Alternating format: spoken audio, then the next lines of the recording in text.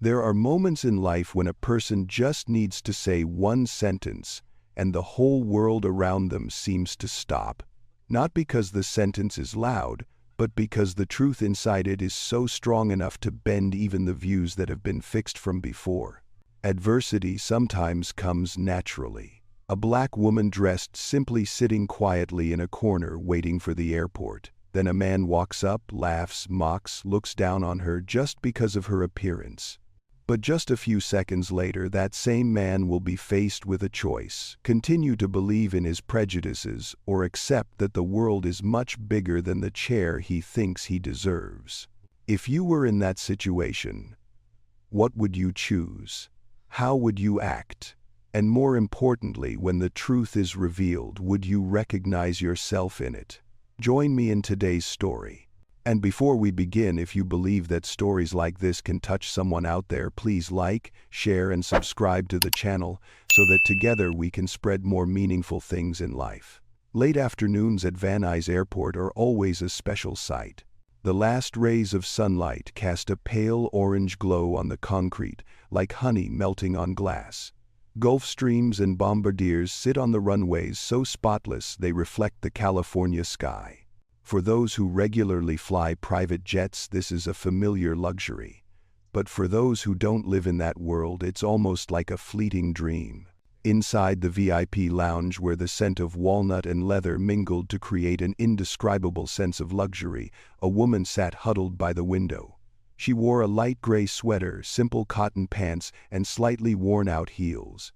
No one could guess the price of the slim watch on her wrist. It was unobtrusive. No one could see the phone in her pocket. It was not held up for display. And certainly no one could guess who she was. Her modesty made it easy to overlook. Her name is Dr. Maya Rivers. Maya flipped the pages, her eyes silently following each line. The old book, its cover slightly curved, was letters from a Stoic. An old friend had given it to her many years ago, when she was still struggling to sustain the green technology company she founded, Astra Green Technologies. Outside, the sunlight shone through the glass, creating soft, shimmering streaks of light on the pages of the book. All was quiet, but that quiet was about to be broken. The glass doors of the waiting room opened. Expensive footsteps echoed on the stone floor. Then came a confident, slightly raised voice, as if the whole world were a stage set just for him. Gregory Hale appeared with his girlfriend, Laura Benson, an influencer who specializes in posting luxury travel photos. Gregory is the CEO of Hale Corporation, a large hotel chain that is struggling due to lack of new technology and mounting debt. But from the way he smiled, the way he gently touched the gold watch on his wrist, no one would think he was facing the risk of losing everything. "Laura, look," Gregory jerked his head toward Maya. "Did you see that? The VIP lounge, and they let such a person in?" His voice was not rough but loud enough for others to hear. Laura laughed, a sharp, hollow laugh like the sound of hitting glass. "Greg, I thought they screened customers carefully here. Who would have thought?" Maya heard every word. She paused between lines as if putting a period, but she didn't look at them. Not because she was afraid, but because she was used to these kinds of comments from the time she was teased for her skin in 8th grade to the time she was the only student in a STEM class full of white men. And even when she became the CEO of a billion-dollar company, the subtle discrimination never completely disappeared. Gregory spoke again, this time lowering his voice, but still loud enough for Maya to hear. "Probably the cleaning staff got lost in the VIP room." Maya closed her eyes. There was no anger in her, only a deep weariness, like listening to an old distorted song she had heard hundreds of times. She wasn't angry, but she was sad. Sad that people still judged people by their appearance, by their clothes, by the price of their shoes. Sad that the most important things were being forgotten: character, composure, the ability to listen. An airport employee walked by. When he saw Maya, he immediately bowed his head. "Good evening, Dr. Rivers. Your plane will be ready in about 15 minutes. Gregory was startled. "She's a passenger." His voice rose. The staff just smiled. "Yes, sir." Laura rolled her eyes, confused. Gregory looked confused for a second, then gave a half-smile to hide his surprise. At that moment, Maya looked up for the first time, looking at Gregory with calm eyes. No resentment, no harshness. Just the composure of someone who knows his true worth. She closed the book and wondered, did this man know that this small encounter would change his life? But then she answered herself, probably not. As she stood up preparing to head toward the glass doors leading to the runway, Gregory burst out laughing again as if to restore some sense of control. "Look, Laura, anyone can get into a good place these days. They should know their place." Maya heard but did not respond. She just walked slowly, each step sure. She had learned long ago that true strength did not require verbal competition, and sometimes silence was enough to reveal a person's true nature. The last rays of the day passed through Maya's hair, leaving a streak of light like a dot that signaled that the story was about to enter a new chapter, one that Gregory had completely missed. And it's also a moment for the audience to wonder, if it were me standing in the middle of that waiting room hearing those words, how would I react? California afternoons are often strange. As the sun begins to fade, time seems to slow down. The sounds in the VIP lounge at Van Nuys Airport become softer, lighter, as if everything around them is trying to maintain the politeness of the end of the day. But inside the hearts of each person there are very different stories. Stories no one sees, no one knows. Dr. Maya Rivers, though sitting quietly in the corner of the room, carries a long journey of years standing behind closed doors in front of her. She is not just a CEO, not just a scientist, not just the woman whose plane is waiting for her out there. She was the only black girl in her middle school science class, and her classmates asked her indifferently, "How can a black girl be good at math?" She was the only student in her undergraduate research group who stayed up until 3 a.m. in the lab just to prove that her results weren't a fluke.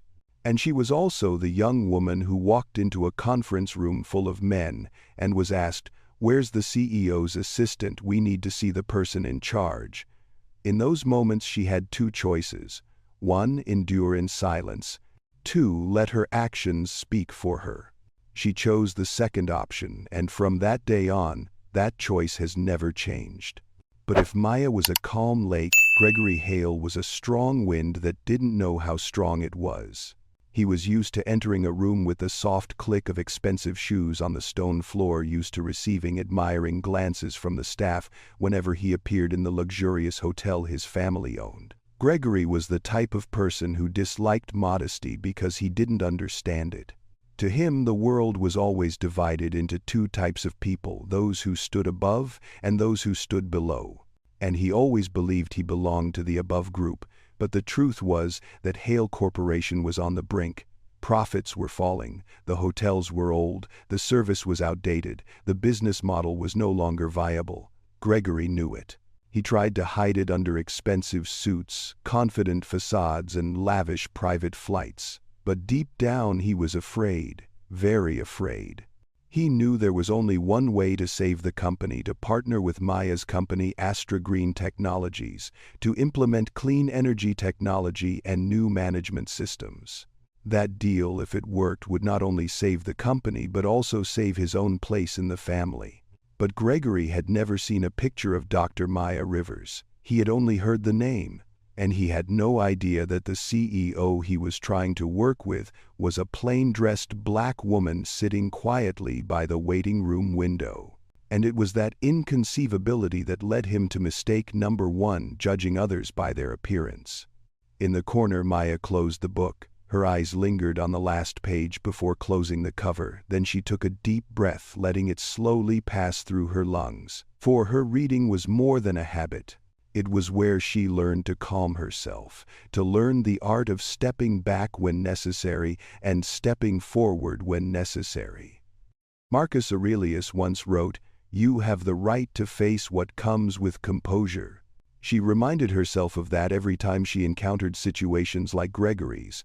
Maya wasn't mad at him, but she saw something more dangerous than disrespect: blindness. People like Gregory didn't realize that their arrogance didn't just hurt others.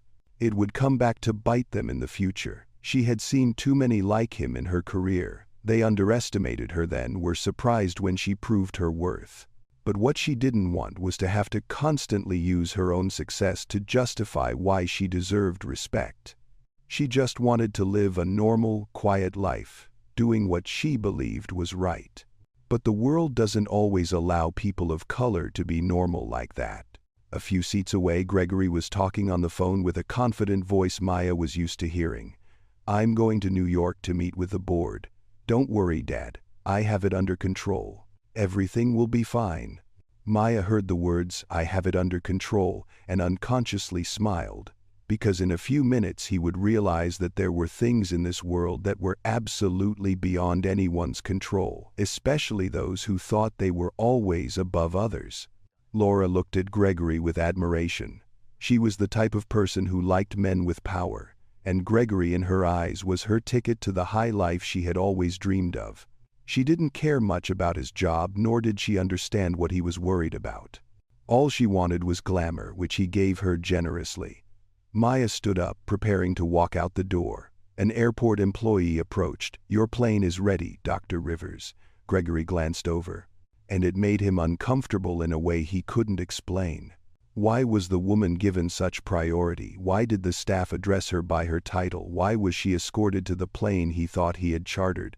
Those unanswered questions began to swirl in his mind, but instead of thinking, he assumed there was some mistake. "They must be mistaken," he said to himself. And at that very moment, Maya felt very clearly. The peace within her was preparing to face a strong wind. But before she left, Maya paused to look out the window. The sun was drifting slowly toward the horizon, leaving a thin, thread-like line of light between the sky and the earth. She always loved this moment because it reminded her that the light always found a way to return, even when the day was long and tiring. She thought about the flight she was about to take. She thought about the meeting she had to attend after arriving in New York. She thought about the unknowns that awaited her. But she had no idea that the event that would change the most was not the meeting, not the plan, not any number. But it was the man a few steps away, the one who had just looked down on her just because of her old shoes. Her steps slowed a beat, not because of hesitation, but because she had a feeling that today's flight would be more than just a trip. It will be a pivot point. Not just for her, but for the other man too. And behind him, Gregory was also standing up, brushing his vest, adjusting his cuffs as a familiar ritual. He had no idea that he was about to embark on a journey he had not prepared for. A journey without designer suitcases, without five-star hotels, but only himself, naked with his mistakes. Little did he know he was about to lose more than a little face in that waiting room. Soon, he would lose the world he thought was unbreakable. A soft announcement echoed through the Van Nuys Airport waiting room, accompanied by the sound of suitcases rolling across the stone floor. Everything seemed normal, but the atmosphere was like a thin layer of fog, unseen but felt. To Maya, the feeling was so familiar that she didn't need to look around to know she was being watched. She stood alone near the large glass door where she could see the planes waiting on the runway. The late afternoon sunlight fell on her, making her reflection in the glass small but upright, like someone had placed a period in the noisy space. And behind him, Gregory started again. "Laura, did you see the way she was standing?" His voice carried a hint of laughter, as if he had found something funny. Laura was still touching up her makeup with the front-facing camera on her phone. "Hey Greg, come on." "Not everyone has a sense of style." Gregory laughed. "It's not just the fashion, honey. The way she walks, she doesn't belong here." Maya heard. She didn't turn around. She just let out a small breath, as light as the wind passing by the door. A waiter passed by with a tray of drinks. He looked at Maya and politely asked, "Would you like some herbal lemonade?" Dr. Rivers Gregory was halfway through his espresso, but at that, his hand froze. "Dr. Rivers," he repeated in his head, but didn't say it out loud. A moment of confusion crossed his face, but instead of thinking carefully, his ego kicked in like a reflex. A professor, a medical doctor, someone the waiters here respect enough to call by their first name. No way. He looked at Maya and immediately dismissed the possibility. She didn't seem like that, not like the successful model he imagined, not like any CEO he'd ever met, and most importantly, not like the model he thought worthy of entering the high society. Gregory breathed a sigh of relief.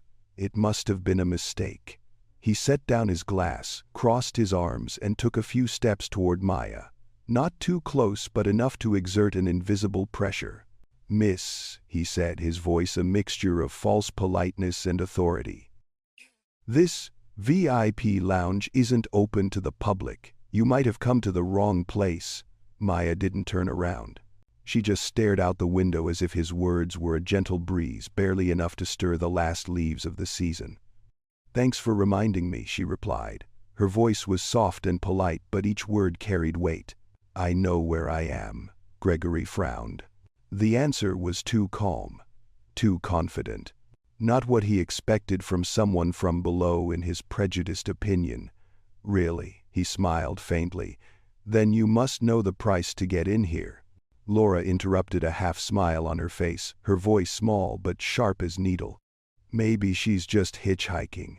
Who doesn't want to take a selfie in a VIP room these days?" Maya remained silent. Her silence was not one of defeat. Rather, it was the silence of someone who had heard such words all her life, to the point where they no longer hurt her, they only made her sad for the person who said them. A few seats away, an elderly couple reading the newspaper glanced over. They didn't say anything, but their eyes said they thought Maya was definitely in the wrong place. The image reminded Maya of something when she first started Astra Green Technologies. She went to a pitch meeting. No one thought she was the founder. They thought she was the one preparing the drinks for the event. An investor handed her a cup of coffee and said, "Be a dear, fill this for me." When they discovered the mistake, they were confused. But the upset part stayed with Maya, not because of the words, but because they couldn't see the potential in her, even when she was standing right in front of them. The waiting room reminded her of that today. Not because the pain of the past had not healed, but because she realized there are lessons the world is not ready to let go of. Gregory nodded toward the plane waiting on the tarmac. "See, Laura, that's my charter, a brand new G700, for those who know their worth." Laura clung to Gregory's arm, looking up at him proudly. Maya heard. She didn't look at the plane. She didn't need to, because that plane on the runway is hers. But the truth did not need to be said. Not now. Not in words. Another employee stepped forward and bowed to Maya. "Dr. Rivers, the pilot is requesting that the plane be refueled. When you are ready, we will escort you out." Gregory was startled again by the words, "Dr. Rivers." He frowned. Could it be? But his pride was so great that he couldn't put the pieces together. He looked at Maya and saw someone who wasn't what he imagined. His blindness created a thick fog over his eyes, and through that fog he didn't notice the storm brewing above him. Laura looked Maya up and down. What doctor? Some kind of psychotherapist, the kind who sells self-healing books or appears on cheap talk shows. Gregory laughed loudly. His laughter echoed through the luxurious waiting room like a splash of ink on a white sheet of paper. Maya turned around. For the first time that afternoon, she looked Gregory straight in the eye. Her eyes were not angry, not afraid, not proud. They were just straight and clear, like the surface of still water. She said slowly, "You don't know who I am. But that doesn't matter. What matters is how you think of others." The TTS rhythm in this section should be lowered and softened so that the listener feels each word as if placed on a wooden table, light but resonant.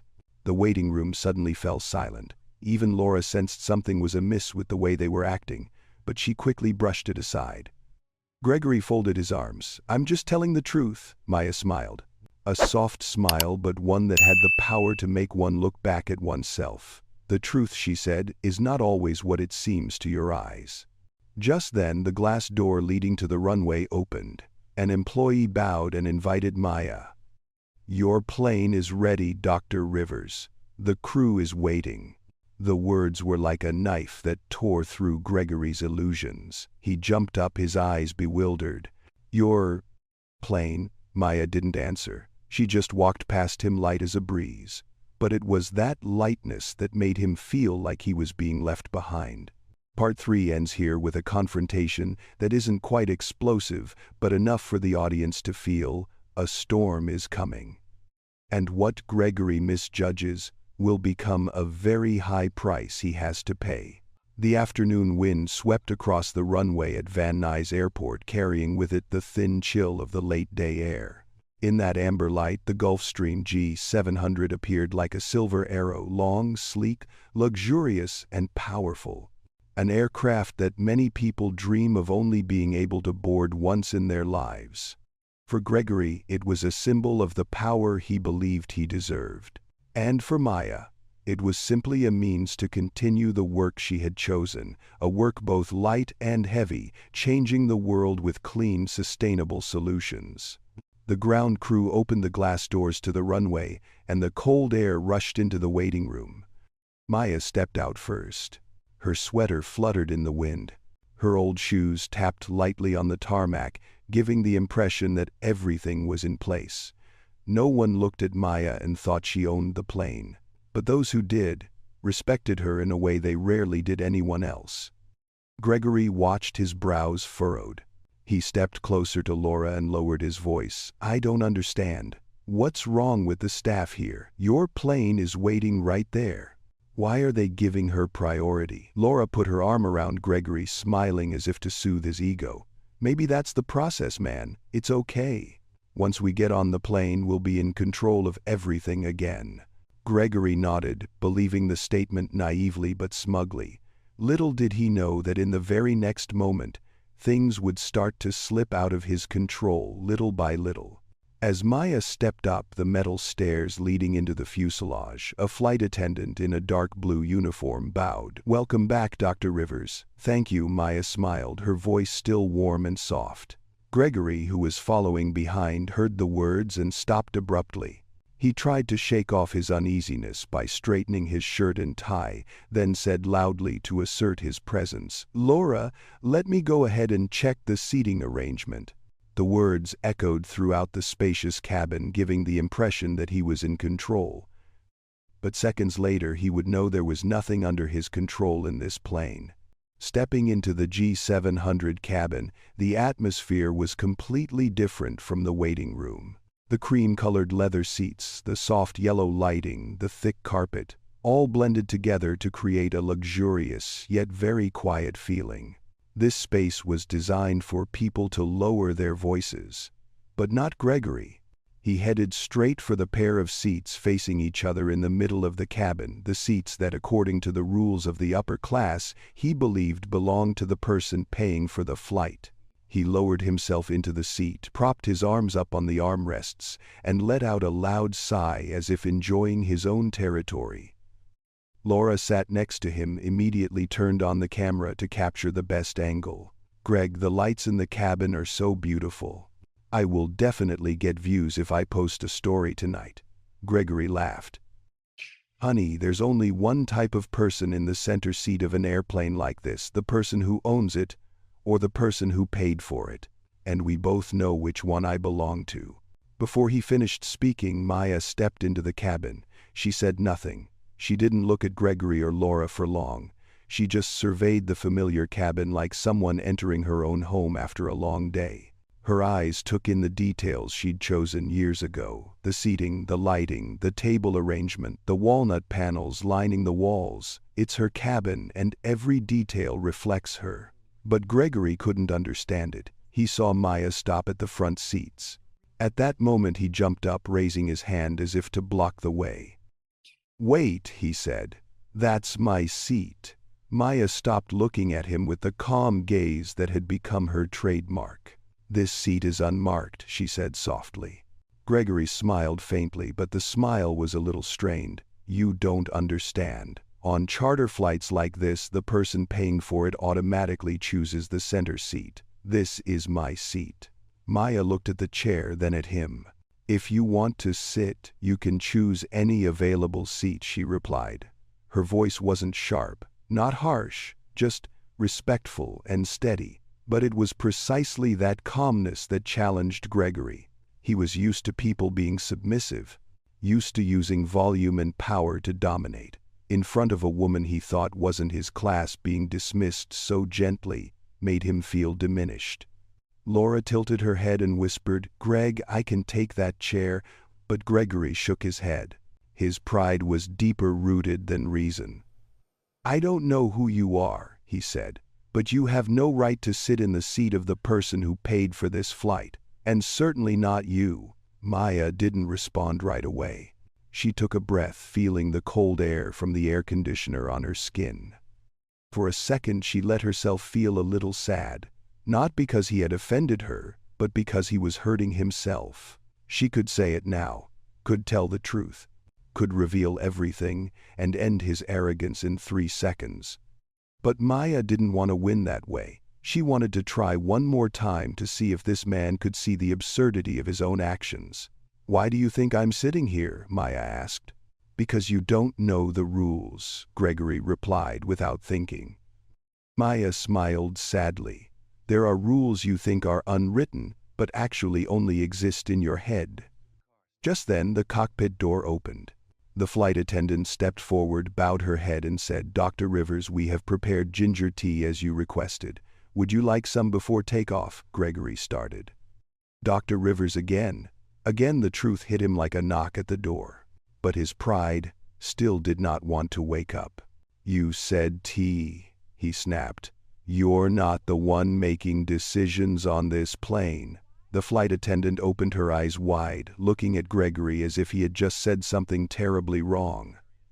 "Sir," she replied softly. "Dr. Rivers." Maya raised her hand to signal stop. No need to explain. She looked at Gregory, her eyes as calm as a still lake. "Sit wherever you see fit," she said. "I won't compete with you." And in that moment Maya stepped past him, light and decisive.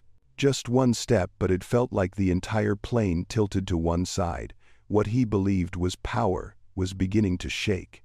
"I just don't see clearly." But the audience saw it clearly. A storm was brewing right in that cabin. And the person most likely to be caught in the eye of the storm was the one who thought he was standing the strongest. The G700 cabin gradually stabilized as the door closed. The soft hum of the engine echoed from the floor, deep and steady like the breathing of a large animal preparing for takeoff. The cabin lighting changed from yellow to a softer color like the light from a night lamp in a peaceful living room. But the atmosphere was not at all calm. Gregory and Laura sat in the middle of the cabin in the seats they were sure were theirs. Maya walked to the front row just a few feet away and sat down gently as if she knew every crease of the seat.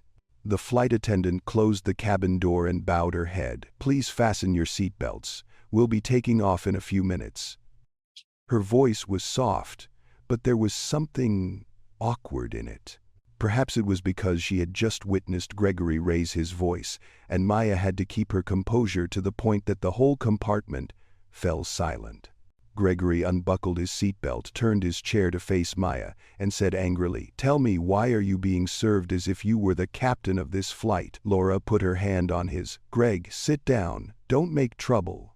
But Gregory gently pushed Laura's hand away, not roughly, but enough to show he was losing control. "No, you don't understand." He looked straight at Maya. "This is my flight. I paid. I'm the main customer. So why are you being treated like you own this place?" Maya tilted her head slightly, a small but deliberate action. She wanted to keep the atmosphere from breaking, but also didn't want to let his arrogance slip any further. "Mr. Hale," she said slowly, "sometimes the truth isn't what you think it is. I never argued with you. I just wanted to finish my flight in peace." Gregory chuckled. "That sounds nice. But you know what? That attitude is annoying. You act like you're superior." A pause. A silence heavier than any words. Maya looked out the window. The afternoon light had faded. The dark blue sky was slowly fading to purple, a deep, dark purple just like the feeling in her chest. She had heard that accusation all her life. Superior. The phrase was light, yet it cut like a knife. The flight attendant standing at the front of the cabin sensed the tense situation and immediately spoke up to calm it down. "Ladies and gentlemen, we are about to take off. Please return to your seats and fasten your seat belts." But Gregory refused to sit down. He stood up completely and walked right up to Maya. Laura jumped. "Greg, don't overdo it. This is an airplane cabin, not a discussion room." But Gregory wasn't listening. His bruised ego was greater than his fear of violating flight safety. He pointed at Maya. "I want you to clarify. Who are you? What right do you have to compete with me for the seat? Or are you doing this on purpose to attract attention?" Maya looked at the hand pointing at her. No anger, no trembling, just a silence that made others uncomfortable. "You are talking loudly without knowing who you are offending," she said slowly and evenly. Gregory laughed. "Insult you? You think I have to be careful talking to someone I don't know where he comes from?" Laura tugged on his sleeve and whispered, "Greg, stop right now, you're going too far." But too late. The flight attendant approached, trying to keep her voice calm. "Mr. Hale, please return to your seat immediately. If you remain standing, the pilot will not be able to continue the takeoff procedure." Gregory turned to the flight attendant. "Are you saying I'm causing trouble? The one sitting in the wrong seat is her." And then he turned to Maya. "I'll call the charter company. I'll ask them to take you off immediately. Someone like you." An invisible line was cut. The whole cabin gasped. Maya looked up and looked straight at him. Her voice was soft but sharp as a needle cutting through cloth. "Who is a person like me, Mr. Hale?" Gregory opened his mouth, but he couldn't speak, because that question, the question that generations of black women have heard, just came right back at him. Laura covered her mouth and whispered, "Oh my God, Greg, what did you just..." Gregory tried to defend himself. "I didn't mean it like that. I just wanted to."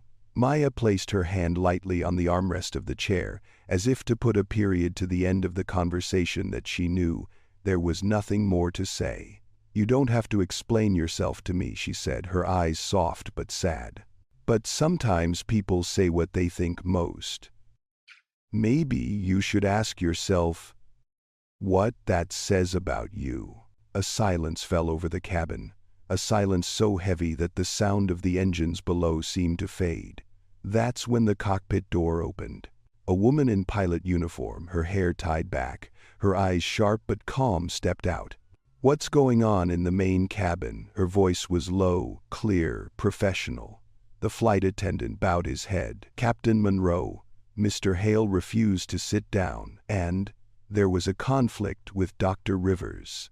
Captain Avery Monroe, one of the most experienced female pilots in the area, glanced at Maya and then at Gregory. "Please return to your seat immediately," she said without raising her voice, "or we will return you to the station." Gregory was stunned. Never in his life had anyone spoken to him like that in the space he considered his. "This is ridiculous," he muttered. "This is my plane.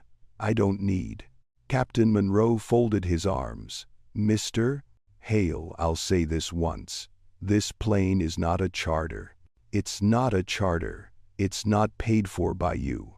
Gregory blinked. "No, not mine, but I have a confirmed booking." Captain Monroe looked at him, his eyes serious but not heavy. "I think you misunderstood. This is Dr. Rivers's personal plane. The crew, the itinerary, everything on this plane is run by her." The cabin was dead silent. Gregory turned to Maya. His eyes widened. His breathing hitched. "As for Maya, sit still, be quiet, and say nothing more. Because the truth, by itself, is enough to change the atmosphere in the cabin." Laura put her hand to her forehead. "Greg," she whispered, her voice trembling slightly. What did you just do?" Gregory stood there as if someone had sucked all the air out of him. His expression changed from anger to confusion to bewilderment. "Why, her," He looked at Maya hesitantly. "You are Dr. Rivers, the president of Astra Green, the person our company is trying to get to cooperate with." Maya didn't look at Gregory. She just turned to look out the window where the afternoon light had faded to a flawless deep blue sky. She didn't need confirmation. She didn't need explanation. She didn't need to assert her power. That silence, the silence of a man who knows his own worth, made Gregory feel as if he were falling into a bottomless pit. Captain Monroe said the last sentence. "If you do not sit down immediately, we will have to ask you to leave the plane.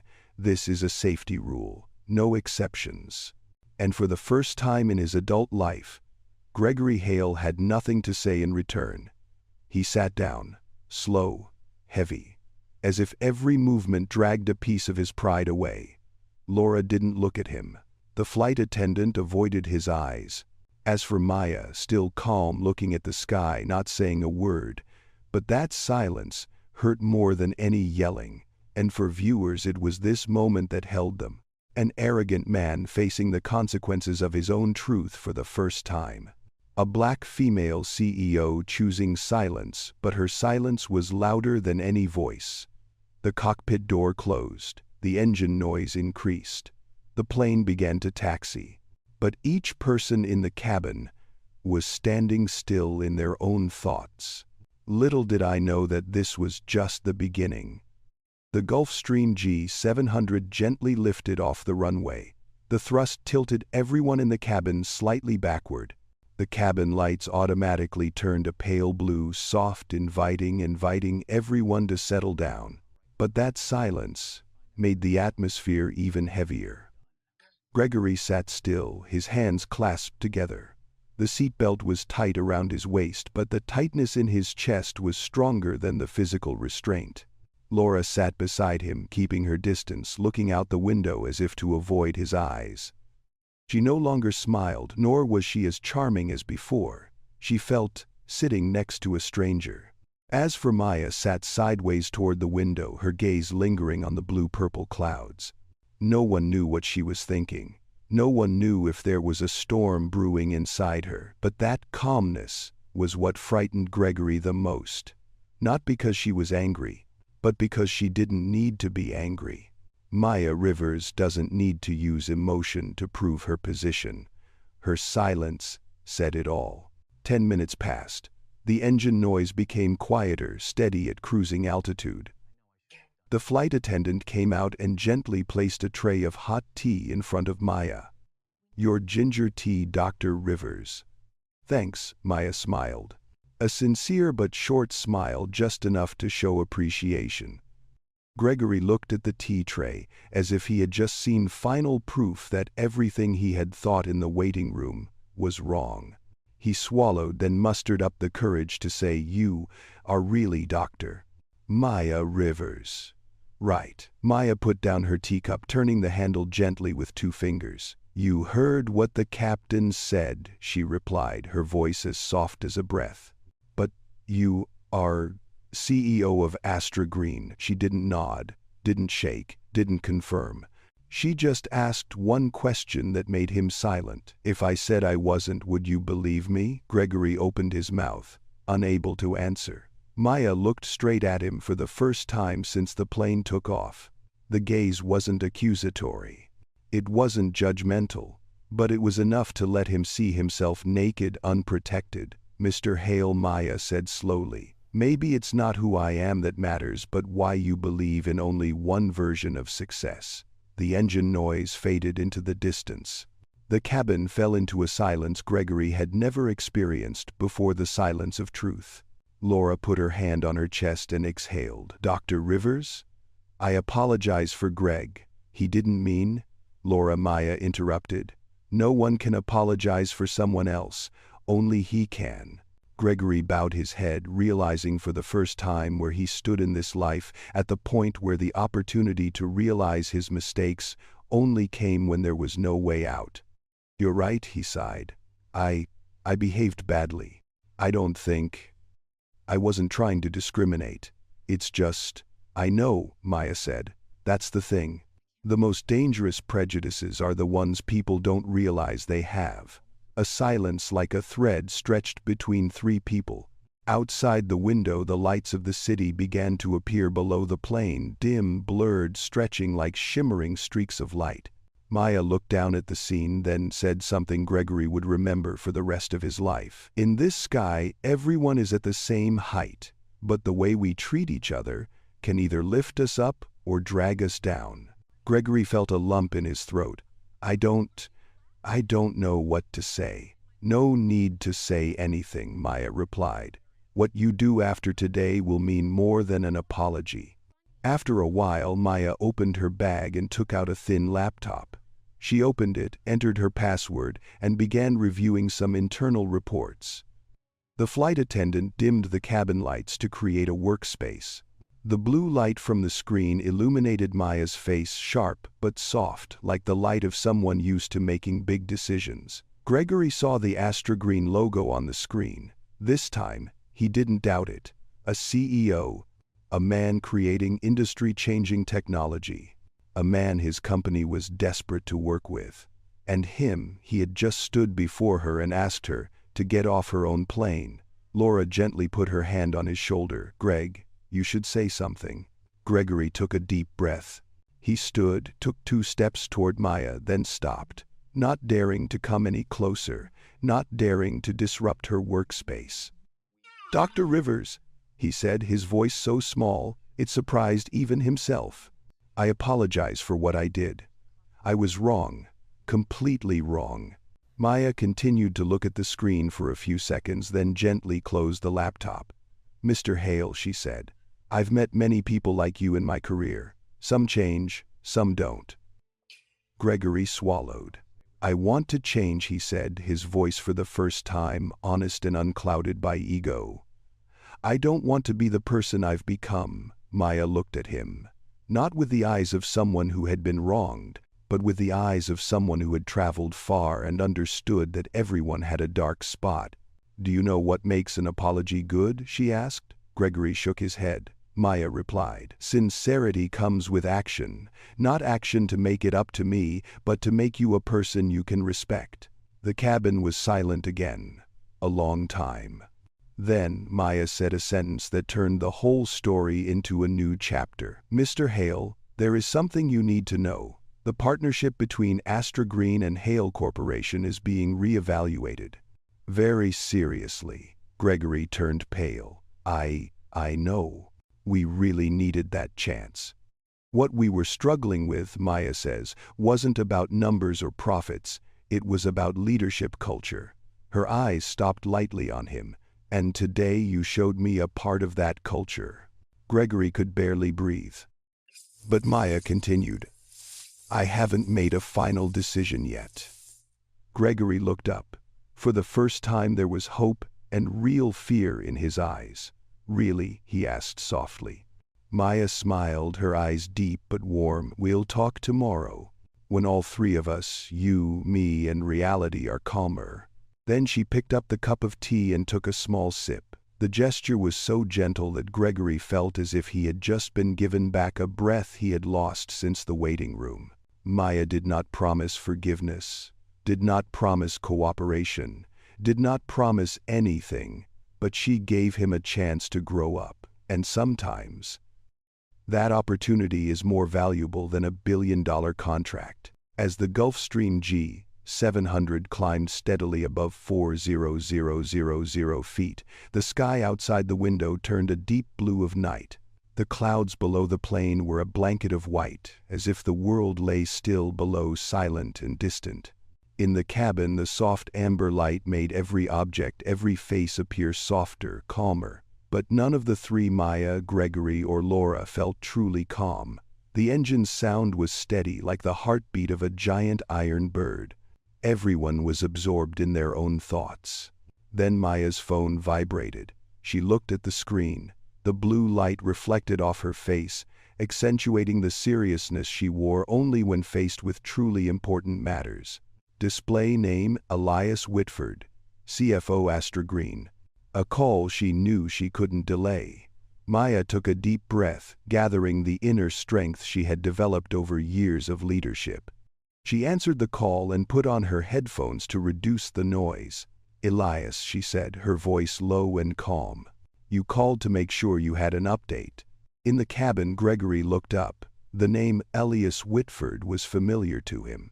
He had seen it in internal documents when his company's analytics team was preparing for the joint project. He hadn't meant to eavesdrop, but in the small cabin, Maya's voice, soft as it was enough to reach him. "We've looked through Hale Corporation's files. And it's worse than we first thought." Maya waited silently. Elias continued, "The debt ratio is too high. The infrastructure is old, and the leadership culture, frankly, does not align with Astra Green's sustainability orientation." Maya closed her eyes for a second. Elias's voice wasn't harsh, but it was as sharp as a scalpel, cutting straight to the point. "I understand," Maya replied. "However, I still want to consider it further before making a final decision." Elias hesitated. "Maya, what are you considering?" "I never let emotions get in the way of business." The question made Gregory's heart clench. He didn't know what Maya was thinking about Hale Corporation, but he knew that a single decision from her could save the company or kill it. Maya turned her head slightly, looking out the window. The stars were small, dim dots of light level with her vision. "I want to make sure I don't miss any opportunities for positive change," she replied, "whether it's for them or for ourselves." Elias was silent for a few seconds and then said, "You always see the good in people, Maya. But Leader Hale, is he really worthy of your trust?" A blow, unintentional, but straight into Gregory's heart.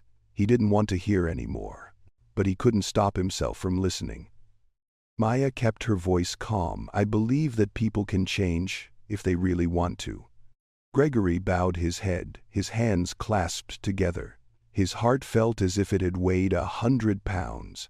Elias said, "So, what do you want us to do, Maya?" "Wait for me," Maya replied. "We have a meeting tomorrow. I will make the final decision." Call ended.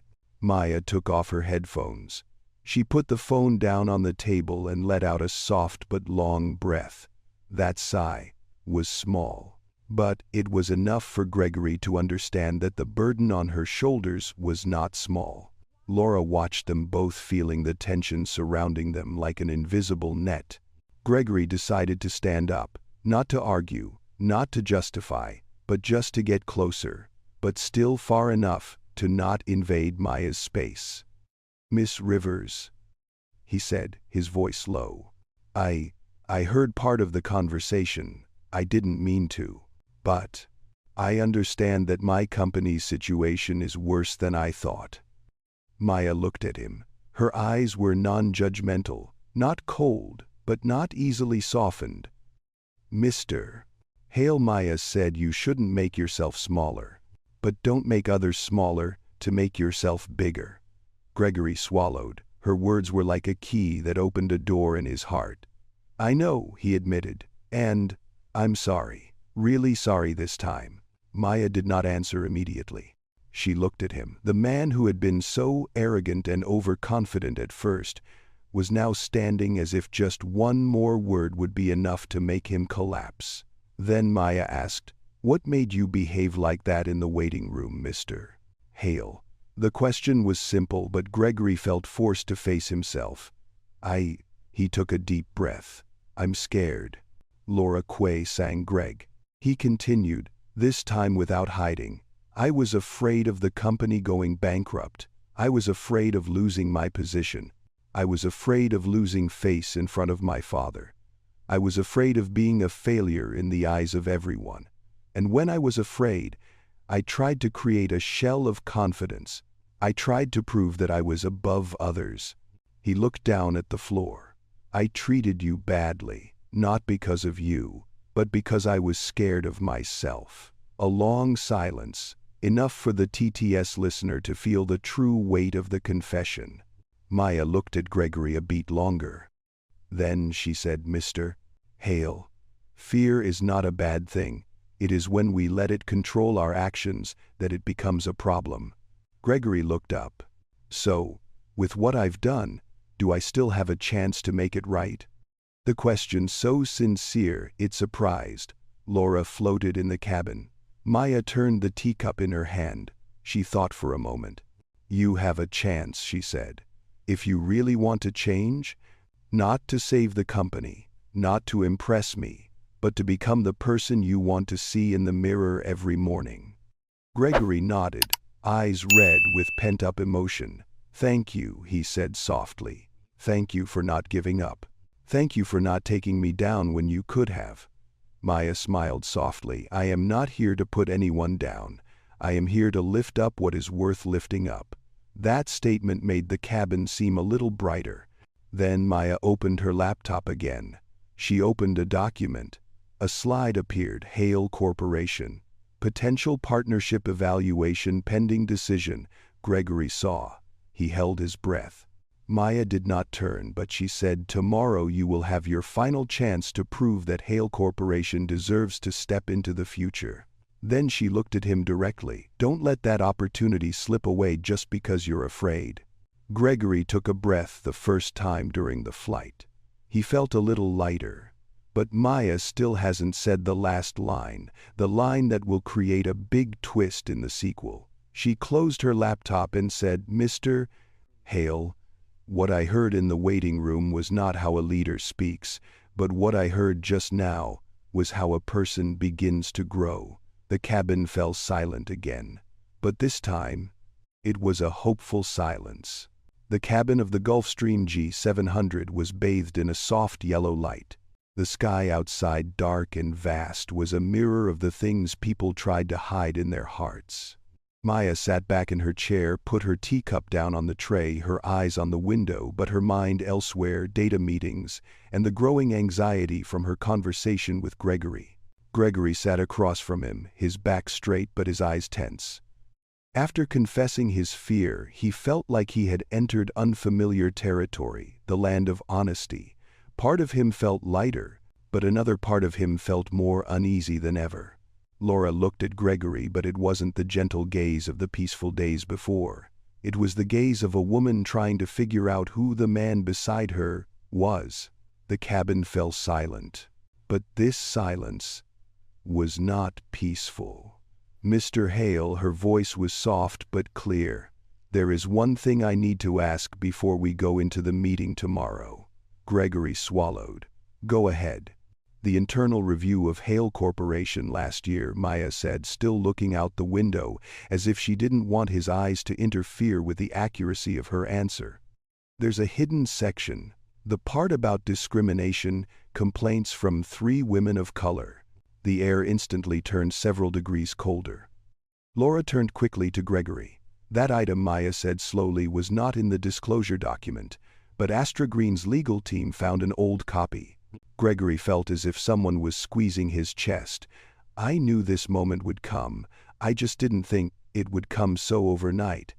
"I want to hear the truth," Maya said, "from you." The sound of the engine outside echoed into the cabin like waves crashing into an empty cave. Gregory clenched his fists, then unclenched them. He tried to find a way to say it without running away from himself. "Yes," he said softly, "it is true." Laura rolled her eyes. "Greg, you never told me." He closed his eyes. "I know I can't justify what happened, but I didn't cause it." "But you know," Maya said, "and you keep quiet." Gregory opened his eyes. There was shame in them, pain in them, and something else, an effort to face the truth. 2 years ago, Gregory began. A middle manager in our company was discriminating against an employee. I learned about it when it was escalating. I chose to handle it internally rather than go public. I thought it would be all right. "Good for who, Mr. Hale?" Maya asked. "For them, or for your company's image?" Gregory was silent. Laura looked at him, her voice trembling. "You said the company was just having financial problems, Greg. I didn't know you chose to cover it up." Gregory hung his head. "I was wrong. I know I was wrong. I thought as long as I dealt with the manager it would be over. But at the time, I didn't understand that silence in the face of injustice is a form of complicity." Maya looked at Gregory, her eyes deep as still water. Not angry, not contemptuous, But considering, there are 3 women, Maya said. They lost jobs, promotions, while you kept quiet. I need to know why. Gregory rubbed his forehead, trying to regain his memories. I was very young, he said. And I was raised in a family where honor was more important than people, where keeping a clean image was more important than righting a wrong. I didn't have the courage. He looked up at Maya. For the first time his eyes didn't waver. But I am no longer the same person I was 2 years ago. I know that cannot erase my mistakes. But I want to start over. Even if there is no more chance of cooperation. Maya was silent, a silence that made the cabin hold its breath. Laura whispered, Gregory, I didn't realize the pressure you were under. But being silent like that, she shook her head, her eyes filling with tears, is not how I think a leader should behave. Gregory turned to her. I know, and I'm sorry. Maya closed her eyes for a second, brief but profound. In that moment she thought of her mother, a woman who had been denied her rightful place because of the color of her skin. She thought of the days when she would walk into a boardroom full of white men and be seen as an exception, an aberration, a slipper. Those women, the 3 in the old document, they probably went through similar pain. The wind outside gently swept across the plane's body, but inside Maya, the wind was much stronger. Then suddenly the cabin shook violently. Laura screamed softly, grabbing the handrail. Gregory stood up instinctively. Maya held onto the table, keeping her balance like someone used to facing adversity. The seatbelt light comes on. Captain Avery Monroe's voice came over the intercom. Cabin attention. We have just entered an area of unannounced turbulence. Please return to your seats and fasten your seatbelts. The cabin continued to shake. Not dangerously, but enough to make the 3 of them sit back down and face their true feelings. Laura worried. What's the matter? Maya said calmly. It's just turbulence. Night flights are like that. But Gregory realized this tremor came at the right time. Just when the most naked truth was revealed. Just when the silence between Maya and him was so tense that just a light touch could make everything fall apart. He turned to Maya. Miss Rivers, he said, though the plane was shaking slightly, I don't want you to think I'm just apologizing to save the company. I really want to be a better person, even without the CEO position, even without Hale Corporation. Maya watched him. Her eyes seemed to weigh his every word and what he didn't say. Finally, she asked, if tomorrow I say that Astra Green is completely cutting off all cooperation opportunities, what will you do? Gregory swallowed. Accept it. And start over from the bottom. No more running away. Maya did not answer immediately. The cabin shook slightly again, like a heart considering its next move. Then Maya said slowly, I can't forgive those 3 women. I can't. But I can watch you make things right, if you ever do. Gregory inhaled sharply. Laura looked at him with eyes that were both worried and hopeful. Maya continued, actions, not words, will determine what happens next. Gregory nodded vigorously. I understand. But Maya is not over, she said. And Mr. Hale, there's something you need to know. Gregory tilted his head. Tomorrow, Maya continued, I won't just be evaluating your company. I'll be evaluating you. The sentence, simple yet cutting, made Gregory's heart stop. I understand that tomorrow is not just a meeting. It is a trial of your own character. And the judge is no ordinary entrepreneur.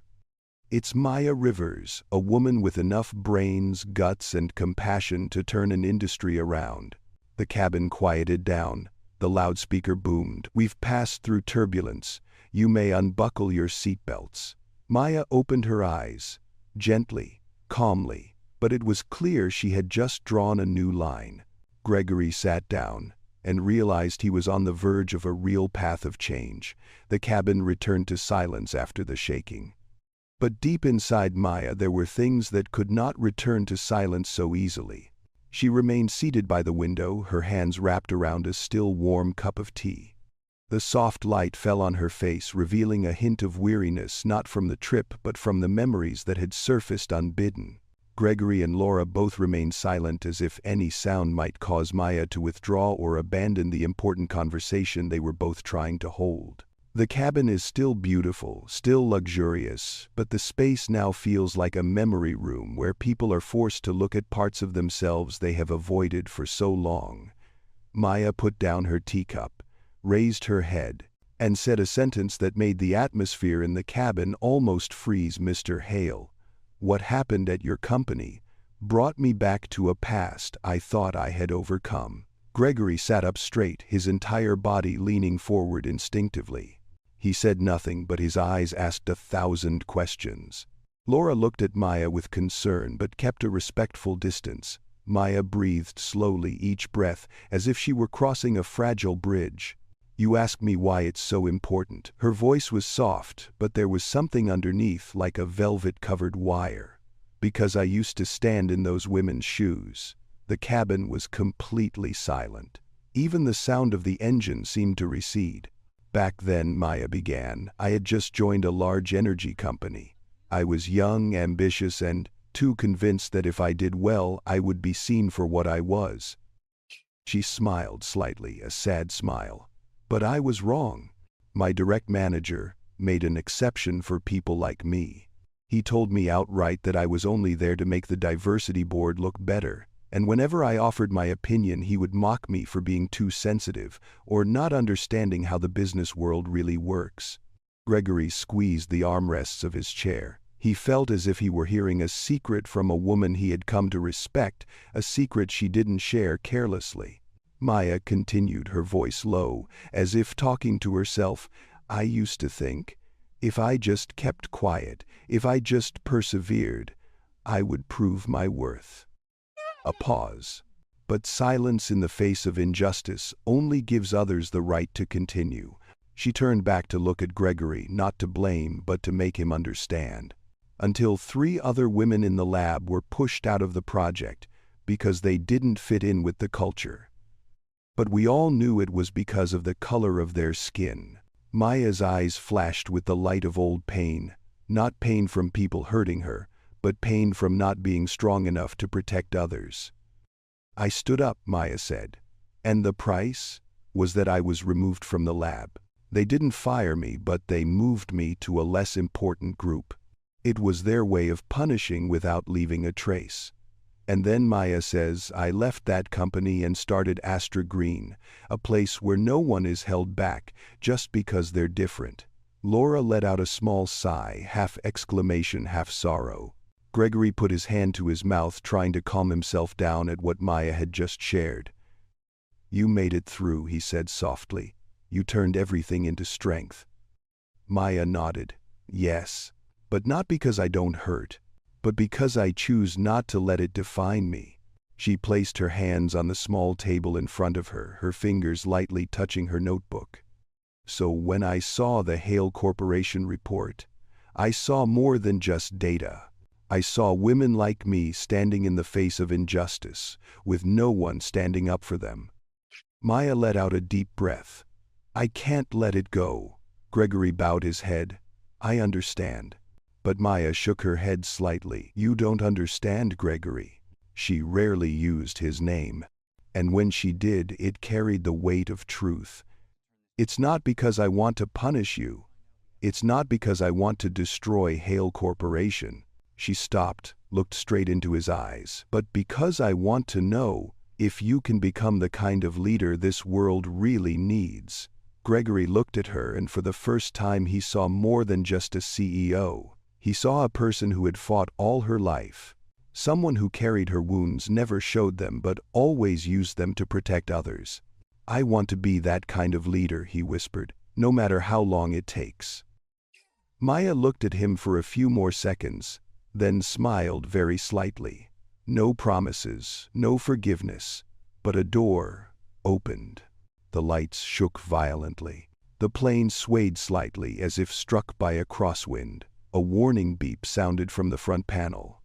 Laura panicked. "What is it?" Gregory instinctively stood up, but Maya held out her hand, signaling him to stay calm.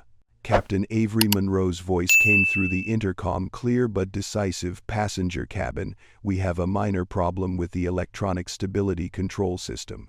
It's not dangerous, but I need you to sit still and buckle up immediately." The cabin shook again, a little harder, enough to make Maya's teacup rattle. Gregory turned. "Miss Rivers, are you okay?" Maya nodded, but in that moment, a strange expression crossed her face, as if she was struggling with herself.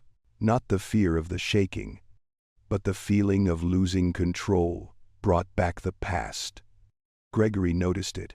He saw Maya's small gasp, saw her eyes waver between the present and some old memory he didn't know. And he asked, softly, "Maya, what's going on in your head?" That question, honest, non-judgmental, made Maya turn to him. In those 2 seconds of silence, Gregory heard the answer before Maya spoke. "I was in a small plane crash when I was a graduate student," Maya said slowly. "The plane only shook slightly, but I was stuck in the cabin for 10 minutes in total darkness. I thought I was going to die." Laura covered her mouth. Gregory looked at her, seeing for the first time the vulnerable side of Maya that she always hid so well. "And every time the lights go out like just now," Maya inhaled, "a part of me goes back to that moment." Gregory placed his hand on the arm of the chair between them, not touching her, but close enough to let her know she wasn't alone. Maya looked at him. In her eyes, fear and strength met, and neither could overcome the other. The cabin slowly lit up again. The lights stabilized. The plane returned to a smooth trajectory. Captain Monroe's voice reassured, "The problem has been resolved. We are on our way as normal." Laura breathed a sigh of relief. Gregory breathed a sigh of relief. As for Maya, she closed her eyes for a second, this time not out of fear but to release a part of her memory that had been buried for so long. When she opened her eyes, she said in a small but clear voice, "Thank you for asking." Gregory smiled slightly. "Thank you for answering." That moment, not too intimate, not too distant, just enough for 2 people from 2 different worlds to understand each other a little more, just a little, but enough to change the rest of the trip. The Gulfstream G700 began its descent. Through the window, the lights of Aspen appeared like golden dots scattered across the night sky, shimmering and cold. In the cabin, the feeling of unease came not only from the pressure drop but also from the thoughts each person was carrying. Maya sat up straight, her hands clasped together. Her outward calmness could not hide the intense concentration in her eyes. She had put away the memories from the previous part, but there was still a warmth, a slight pain somewhere in her deep gaze. Gregory looked as if he were preparing for a trial. His palms were sweaty despite the cool cabin. Laura sat beside him, her eyes full of emotion both for him and for herself. The loudspeaker blared from the cockpit, "Prepare to land." Captain Avery Monroe's voice was steady and experienced. The plane touched down slowly, so smoothly that it barely touched the ground. But as soon as the wheels stopped rolling, a sharp sound rang out in the cabin. "Things, things, things." The text message alert on Maya's phone. She looked down. The screen lit up, and everything inside her froze. Gregory noticed it immediately. Maya's eyes changed, a small change, but so profound that the entire cabin seemed to hold its breath. "Miss Rivers?" he asked softly. "What is it?" Maya didn't answer right away. She unlocked the screen. "Read." And her lips trembled slightly, very slightly, but enough that Gregory felt his heart sink. Laura looked intently. "Bad news." Maya put the phone down on the table, but her hand still held it as if she was afraid it would fall. She said, "It's from St. Gallen Hospital. My mother has just been admitted to the emergency room." The cabin fell silent immediately. Gregory didn't know how to react. He had prepared for every situation, to face judgment, to hear the decision, to be held accountable, but not this. Laura covered her mouth. "Oh my God, Maya, I'm so sorry." Maya shook her head slightly as if to keep her composure from breaking. "My mother has been battling heart failure for years. I knew it could happen, but..." Her voice caught for a moment. "I didn't think it would happen tonight." Gregory stood up immediately. "We have to go," he said. "Let me call a cab." Maya held out her hand gently but firmly. "No, Mr. Hale, this is none of your business. And I don't want to confuse kindness with responsibility." Gregory paused. The words weren't distant, but Maya's way of holding herself together when emotions were at their strongest. "Sorry," he said softly. "I just wanted to help." "I know," Maya replied, her voice softening. "Thank you." Laura touched Maya's hand lightly as a small comfort. "Do you need me to come with you?" "No, Laura. This is something I have to face alone." A ground crew member opened the cabin door and led the way up the stairs. Cold mountain air rushed into the cabin carrying the scent of snow and the aspen night. As Maya descended the stairs, the snow crunched softly but firmly under her boots. Gregory and Laura followed a distance behind her, not daring to come too close, as if they were afraid of shattering her fragile composure. A man stepped down. About 50 years old, neat suit, intelligent, sharp eyes. Gregory recognized it immediately. Elias Whitford, CFO of Astra Green. Elias stepped forward, his face showing no sign of worry. "Maya," he said, "I came as soon as the hospital called the office. I arranged a flight from Denver to get you to St. Gallen immediately." Gregory felt his heart tighten, not from jealousy but because Elias's presence made him understand one thing. In Maya's world he was just a small part, and Elias was the one who understood every change in her life. Maya nodded, trying to keep her voice from shaking. "Thank you, Elias." Gregory stood a few steps away from them, not too far but not close enough to intrude on the conversation between two close colleagues. Elias looked at Gregory for a brief second, not spiteful, not hostile, but clearly assessing. Then, Elias turned back to Maya. "I looked over Hale's partnership documents. I know today is an important day for you. But Maya, if you need me to handle things for you, just say so." That was the sentence that made Gregory's heart heavy. Maya looked at Elias. "No, I will handle it myself. I will make a decision tomorrow as planned." Elias raised his eyebrows slightly. "In this condition, work is work," Maya said, but her voice was tired. Gregory knew that tired tone well. He used it when he was avoiding his true feelings. But Maya wasn't the type to avoid. She was just trying to stay grounded. "Mr. Hale." Gregory straightened, preparing himself for something unpleasant. Elias said, "Your company is in a very fragile situation, and Maya is in no mood for any deviation." Gregory took a deep breath. "I know, but I won't try to take advantage of this situation. I just want, whatever the outcome, Maya to know that I respect her." Elias looked at him for a few more seconds. Then he nodded slightly. "Good.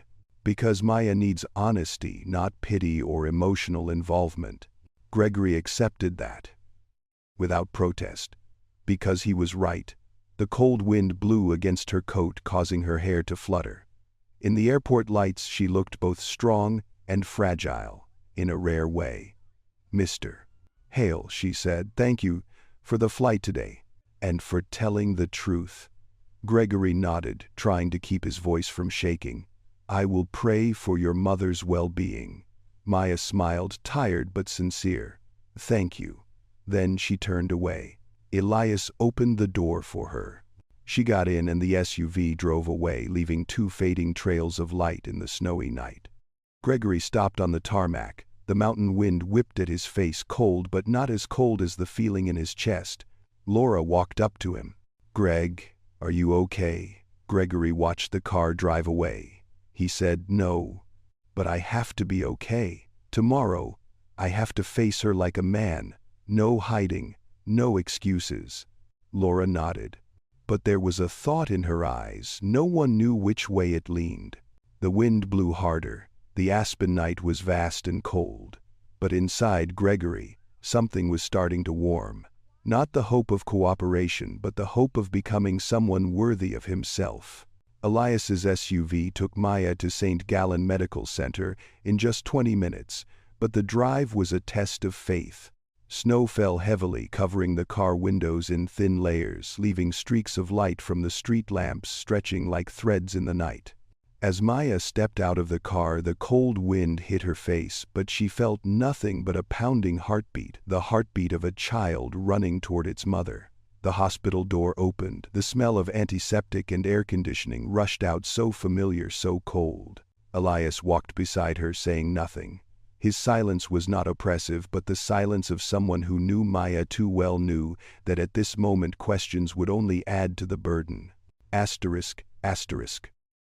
The hospital corridor stretched on. The white neon lights seemed to shine on every heavy heart.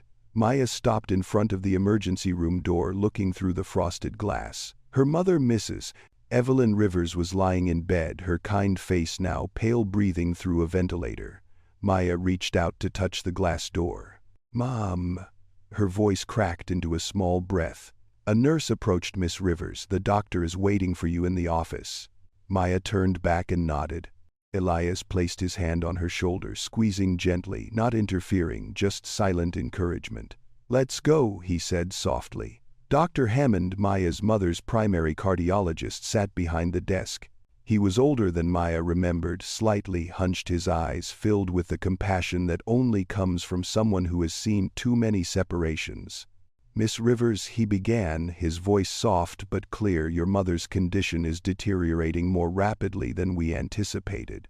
Maya sat up straight, her hands clasped very lightly together. "How long?" she asked. The doctor looked down at the file, as if trying to lessen the harshness of the truth by avoiding her eyes. "Maybe a few days. Maybe a few hours." Elias looked over at Maya. He saw her shoulders tremble slightly. Just a small tremor, but in this resilient woman, it was like an earthquake. "We will do everything we can, Doctor," Hammond continued, "but the open surgery we discussed is no longer safe. She is too weak." Maya frowned. "No other choice. Not that there isn't one," the doctor replied, "but the only option is to sign a release for palliative care." The sentence was like a knife piercing straight into Maya's chest. Elias closed his eyes. He had known the answer before entering this room, but knowing did not make it any less painful. Maya whispered, "End of life regime." The doctor nodded slightly. The office space felt as if it was being squeezed. Maya turned away, but Elias could still hear her breath drawl, a breath held back from breaking. After a few seconds, Maya stood up. "I want to be with my mother." "Of course," said the doctor. "Come in whenever you're ready." Meanwhile, at the street, Ridgeway Aspen Hotel, Gregory sat alone in his room, the lights off. The snow reflected through the windows, casting cold shadows on his face. Laura went down to dinner with her friends. They tried to invite Gregory, but he declined. He couldn't think about eating. He couldn't think about sleeping either. He only thought of Maya, a strong woman who was fighting two battles at the same time, life and death and work. His phone vibrated. He looked at the screen. Display name, Richard Hale, father. Gregory closed his eyes. He knew what this call meant, but he accepted it anyway. "Gregory," his father's voice came dry and unwelcoming. "I hear Miss Rivers is in the hospital." Gregory tensed. "Yes. Her mother is in critical condition." Richard sighed, not a sympathetic sigh, but a calculating sigh. Then, "Here is your chance." Gregory stood up abruptly, as if someone had thrown cold water on him. "Chance? What are you talking about, Gregory?" he said evenly. "When men are weak, they are apt to agree." "If you had come along at the right time, shown the right interest," Gregory interrupted, his voice choked with indignation. "Are you telling me to take advantage of Maya's grief to force her to sign the contract? That's how business works," Richard replied matter-of-factly. "Aren't you a lifelong learner?" Gregory trembled with anger. "I won't do that, Gregory." Richard's voice began to harden. "The company is dying. If you don't get that signature, Hale Corporation is finished." Greg inhaled sharply, trying not to explode. "Father," he said, "I cannot weigh the pain of another person losing his mother against my own interests." Richard was silent for a moment and then said, "You have become weak. Emotions have softened you. A leader must not be soft." Gregory laughed coldly, a laugh that hurt worse than crying. "You are wrong." Wrong. Greg fixed his tie even though he didn't need to, just to keep himself from falling apart. Leadership is not about standing above others. Leadership is knowing where the boundaries of humanity are. Richard suppressed his anger. "Tomorrow you will regret it." Call disconnected. Gregory dropped the phone on the bed and propped his head up in his hands. The weight in his heart wasn't about the company. It was about the man he was trying to become. And more importantly, the Mayans believed he could become one. Maya walked into her mother's room. The light was dim, the heart monitor beeping steadily. Her mother lay there, her hair disheveled and her lips dry, but as Maya approached, her eyes opened slightly. "He has..." Maya took her mother's hand, a thin hand but still warm. Evelyn breathed lightly with difficulty. "Maya, my daughter." Her voice was weak but full of love, the kind of love that could melt any strong shell. Maya bent down, resting her forehead on her mother's hand. "Don't say anything, Mom. Rest. I'm here." Evelyn smiled very slightly. "You've always been strong, but you don't have to be strong forever." 2 lines of tears ran down Maya's cheeks as silently as melting snow. "I know," she said, "you're carrying a lot. Work, stress, old wounds." Maya bit her lip, her voice trembling. "I'm fine, Mom. I can handle it." Evelyn shook her head slowly. "No, Maya. You don't have to handle everything alone." That statement cut deeper than any advice ever could. Maya actually cried. Not because she was afraid, not because she was weak, but because she finally heard what she had forgotten she needed. She is allowed to rely on someone. Evelyn squeezed her daughter's hand gently. "Don't let the world turn your heart to stone. You are at your best when you are yourself."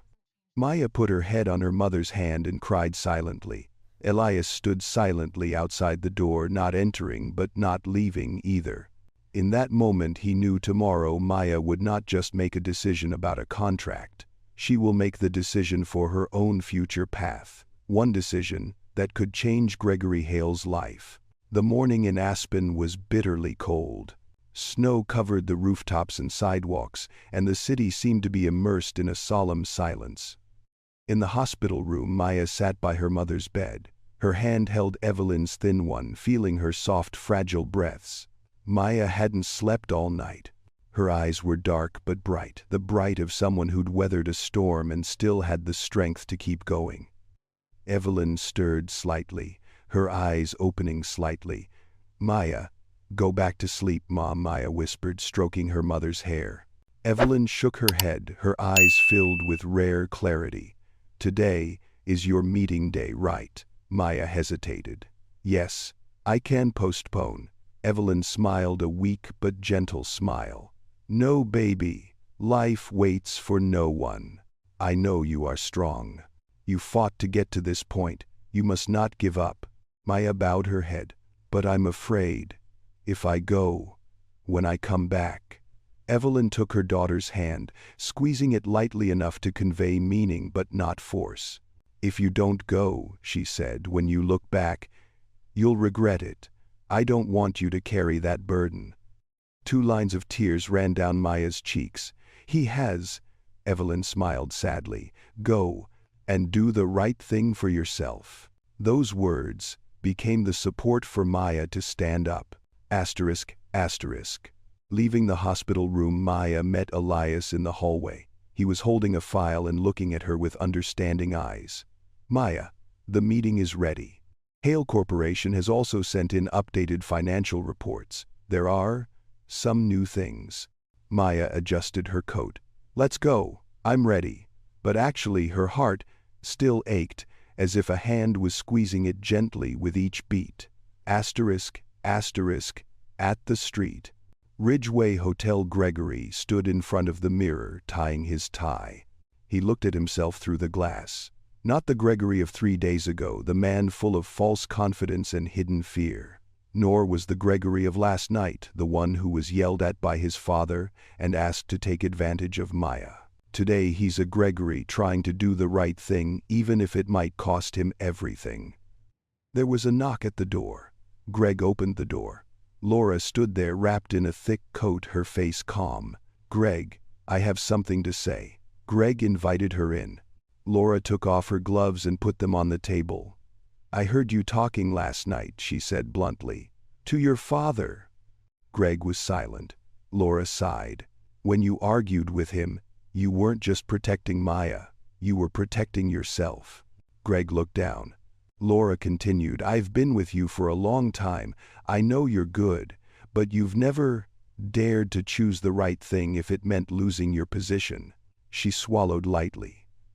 "Yesterday, the first time I saw you do that." Greg was silent, his hands clasped together. Laura said, "Greg, I cherish you, but I know our paths are diverging." He looked up, eyes wide. "Laura, I'm leaving Aspen tonight," she said softly. "I need to find myself, and so do you." No anger, no resentment, it's just that the two of them have reached a crossroads. Greg looked at her for a long time. "Thank you," he said, his voice choking, "for being there for me when I was nothing." Laura smiled sadly. "You're becoming a better person. That's what matters." She stepped forward and placed her hand on his cheek one last time. "Good luck with your choice." Then she left, leaving the room with a void that Greg knew he had to fill himself. ****. The meeting took place in the hotel's private conference room, where warm lighting and brown wood furnishings created a luxurious but not cold feel. Greg walked in. "Say Joe Wool. 7 free 2 minute. 79. Maya sat there with Elias and 3 senior advisors from Green. Maya wore a long black coat, simple yet powerful. Her face revealed nothing, a mirror so calm that one could not guess the undercurrents beneath. Greg took a deep breath. "Hello, Miss Rivers," he said softly. Maya nodded. "Here we go." Her voice was calm, but Greg heard the fatigue underneath. Elias opens the document. "We analyzed Hale Corporation's update report overnight, and there's a big problem." Greg didn't object. He had expected it. Elias looked straight at him. "Your company hit a $38 million debt 3 years ago through a subsidiary in Texas. The documents just came to light this morning." Greg closed his eyes for a second. He knew it wasn't his fault, it was his father's. But the truth was he was the CEO now, and the responsibility was his. Maya said, "Do you want to explain?" Greg stood up straight, not ducking. "I found out about the debt 2 weeks ago, and I was going to disclose it in the next quarterly report. My father was against it, and he tried to cover it up again." He took a deep breath. "But I won't. I resign as CEO of Hale Corporation. Right now." The whole conference room was silent. Maya looked at him for the first time properly since entering. Not an appraising look, but a look of one considering. Greg continued, "I will report this violation to the Securities Commission, and I will take responsibility for my part." "Do you understand?" Elias asked. "What that means?" Greg nodded. "Yes. Hale Corporation will collapse." No one said anything. Greg sang Maya. "But you're right," he said, his voice low but steady.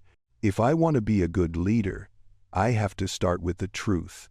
Maya looked down at the table. The few seconds of silence felt like minutes.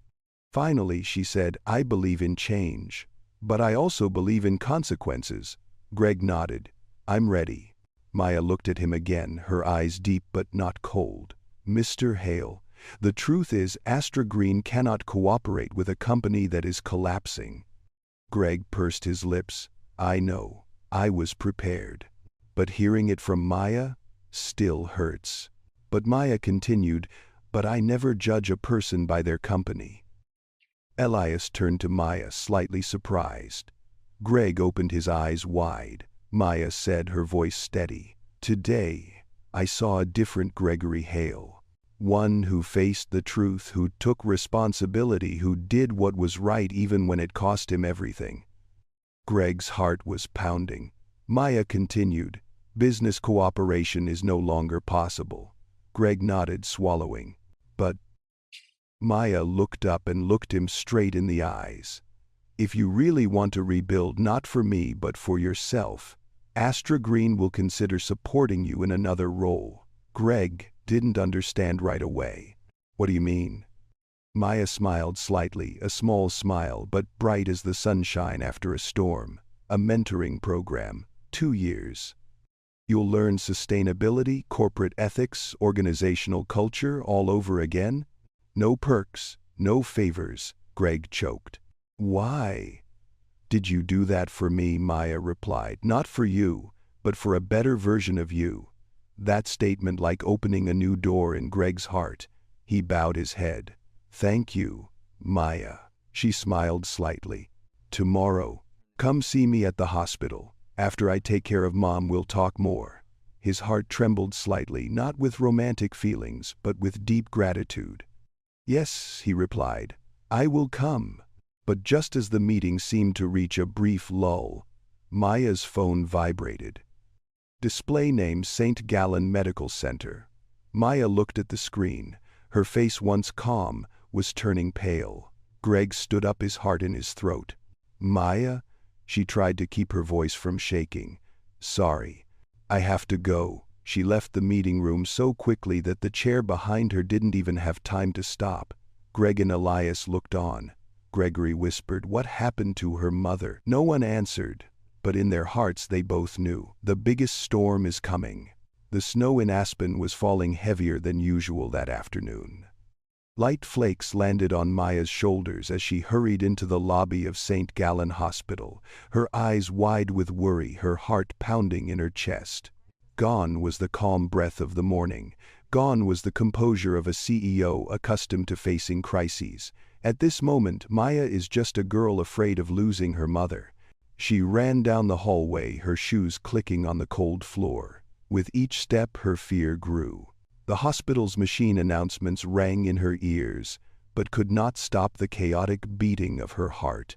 Gregory appeared shortly after, running after her, not sure he had any right to be there. But he had a feeling Maya would need someone by her side. She stopped in front of the ICU room. The glass doors opened. Dr. Carrington walked out, his face solemn. "Doctor." Maya breathed heavily. "My mother. What happened?" He took off his glasses and lowered his voice.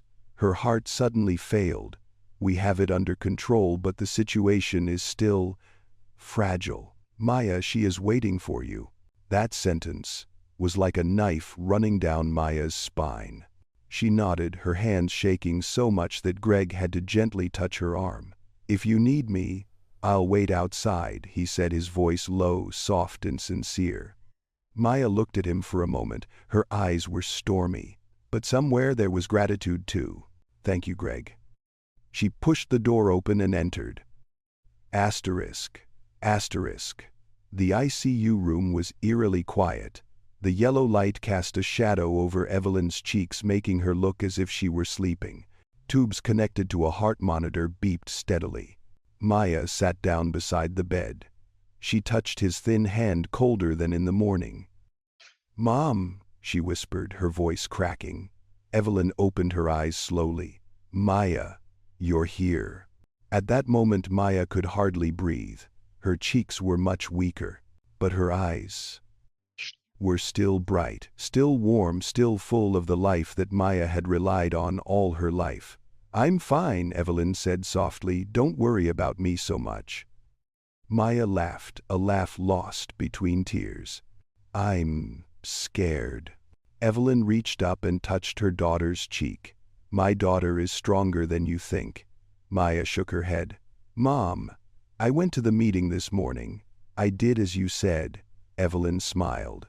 "And you see, sometimes the right thing hurts, but if you stray from it, it hurts even more." Maya rubbed her forehead against her mother's hand, her voice trembling. "Mom, if one day I have to go on without you, Evelyn squeezed her hand gently, a weak squeeze but filled with a mother's love. "Maya," she said in a tired but steady voice, "the only thing I want is for you to live your life in a way that makes you feel at peace, not a way that makes you struggle for me." The two were silent for a moment. Evelyn closed her eyes, her breath coming out as thin as smoke. "Maya, promise me, you won't stop." Maya's tears fell on her mother's hands. "I promise." A promise hung between the two of them, light as a thread, but enough to suffocate Maya's heart. Asterisk, asterisk. An hour later, Evelyn's condition had stabilized. Maya emerged, her shoulders slumped with exhaustion. Gregory stood leaning against the wall, his coat still on. When he saw Maya come out, he straightened up. "Maya, how is your mother?" "It's stable," she replied, her voice hoarse, but a little softer. "But the doctor said things are still very fragile." Greg nodded slightly. "Can I do anything for you?" Maya sighed, leaning against the wall. "Greg, you don't need to be here. But I want to stay here." Maya turned to look at him a long time. Her eyes were thoughtful, weighing, as if trying to see through her own armor. Then she exhaled softly. "Thank you." She sat down on the waiting chair. Greg sat beside her, keeping enough distance so as not to disturb her. For a long time no one said anything. Finally Maya spoke up. "Greg, you did something very difficult today. I know it cost a lot." Greg looked down at his clasped hands. "I lost my company. I lost my fortune. I lost a position that I thought I couldn't live without." He took a deep breath. "But I realized what I fear most is not losing the company. It's losing the opportunity to become a better person. And maybe also the opportunity to stand next to people like you." Maya looked straight at him. "Greg, you don't owe me anything." Greg shook his head slightly. "No, I owe it to myself. To the version of me I should have been a long time ago." That statement made Maya's heart soften. A black CEO who had been looked down upon, who had struggled against prejudice and social pressure, now saw a man trying to stand up from within himself. Not to impress her, not to save the company, but to regain dignity. That's what Maya respects the most. Asterisk, asterisk. Night fell. The snow stopped falling. The hospital lights cast yellow streaks of light against the dark sky. Dr. Carrington approached. "Maya, your mother is asleep. You can go home and rest for a bit. Your strength is at its limit." Maya nodded. Greg stood up. "Let me take you home." She wanted to refuse, but her legs were no longer strong. "Okay." On the way back to the hotel, the city was dark. The streetlights reflected on the thin layer of snow on the road like thousands of small mirrors. In the car, Maya leaned lightly against the window. "Greg," she whispered, "do you think people can really change?" Greg looked straight ahead, then answered slowly, "I don't know about other people, but I know I'm changing, little by little. And thanks to you, Maya." She smiled very slightly. "Greg, I was just passing by at the right time." He shook his head. "No, you're the one who makes me look at my mistakes without making me feel worthless." Maya was silent. A silence that was not heavy, not tense, but gentle as the first snow of the season. Asterisk, asterisk. The next day, Maya returned to the hospital. Evelyn was more alert. She held her daughter's hand and whispered, "Maya, you did it." "What are you doing, Mom?" Maya asked. "I have chosen my own path." Maya bent down and kissed her mother on the forehead. Evelyn smiled. "Everyone has fears. The important thing is, you didn't let them decide for you." Maya knew her mother was right. Her life as a CEO, as an energy disruptor, had always been about being strong. But the strength today is not about being strong. It is about daring to soften when needed. Asterisk, asterisk. A few days later, when Evelyn's condition stabilized, Maya returned to the Astra Green office in Denver. She sent an email to Gregory. "Greg, If you really want to start the mentoring program, come in on Monday. I'll be the one to guide you." Greg read the email, looked at it for a long time, then smiled like someone who found his way out of a dark forest. Asterisk, asterisk. 3 months later, Evelyn is still recovering. Greg attends Astra Green training, no longer a CEO, no longer an heir, just a human being learning to start over. Maya, still Maya. But her eyes were deeper and also warmer. One afternoon, after a long mentoring session, Greg stood up. "Maya, thank you for everything." She just smiled. "Greg, the one who should thank you is you." Greg chuckled. "So, we're kind of relearning how to be better people, each in our own way." Maya nodded. "Yeah. And who knows, maybe those journeys can go hand in hand. No promises. No romantic ostentation. Just a small opening, very small, but enough to make people see the light of the future ahead." Asterisk, asterisk. Finally, Maya returned to her small apartment. She stood by the window watching the light snow fall. She recalls the journey of the past months. A man sneers at her on a plane. A twist that changes his life. A company collapses. A girl faces her biggest fear. A man relearns the concept of kindness. A mother holds her child's hand even when her heart is weak.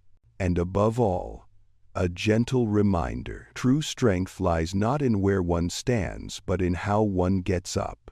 Maya placed her hand on her chest, feeling her heartbeat return to normal. "Mom," she whispered, "am I on the right track?" Outside, the spring wind began to blow. A new season for Maya, for Greg, for everyone who believes there's still a place for kindness in this troubled world. Asterisk, asterisk. Thanks for listening to the story. If you believe that simple respect can save a life, if you believe that any human being can improve, if you see yourself in Maya's choices and fears, please like, share, and subscribe to the channel so you don't miss out on real, deep, and healing stories like this. Thanks for staying until the end.